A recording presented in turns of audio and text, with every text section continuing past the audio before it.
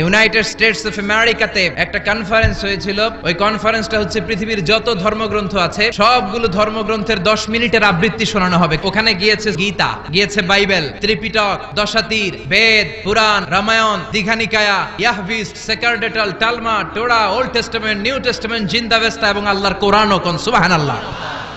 এই কনফারেন্সের উদ্দেশ্য হচ্ছে এইটা চেক করা কোন বইয়ের আবৃত্তিটা বেশি সুন্দর লাগে। সব ধর্মের শায়েকরা, গুরুরা, ধর্মনানকরা আর ফাদাররা আর কারীরা বসেছে। বিচারকের সামনে একটা গ্রিন বাটন, একটা রেড বাটন। প্রথমে ডাকা হয়েছে শ্রীমত ভগবত গীতা। 10 মিনিট পড়েছে, পড়ার পরে বিচারক রেড বাটনে প্রেস করেছে, সময় শেষ, নেমে গিয়েছে। সব ধর্ম গ্রন্থের আবৃত্তি এবং তেলাওয়াতের পরে সর্বশেষে মুসলমানদের ধর্মগ্রন্থ কোরআন আবৃত্তি করার জন্য ডাকা হয়েছে। এসেছে মিশরের কারি আব্দুল বাসিত ইবনে আব্দুস সামাদ। উনি দাড়ি রাখেন না, ক্লিন শেভ, পাতলা একটা চাদর আর জুব্বা পরে চলে এসেছে মাইকের সামনে। এসে আউযু বিল্লাহি মিনাশ শাইতানির রাজিম বলে টান দিয়েছে। উনি সূরা ফাতিহা পড়তে সময় নিয়ে নিয়েছে 13 মিনিট। শ্রীমত ভগবত গীতাওয়ালারা হাততালি দেয়, সময় শেষ, কোরআন গেছে। কিন্তু কি আজীব তামাশা, বিচারক তো লাল বাতি চাপে না।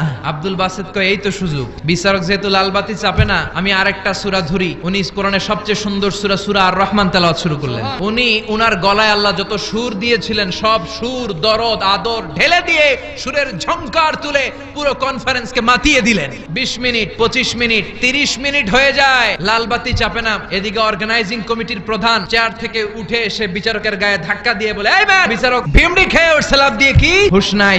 না পেরে বিচারক দাঁড়িয়ে বলে, ও আব্দুল বাসিত ইবনে আব্দুস সামাদ, আজকের এই প্রতিযোগিতায় তোর জন্য তেলাওয়াতের কোনো সময় নাই, তোর যত মনে চায় তুই পড়ে যা।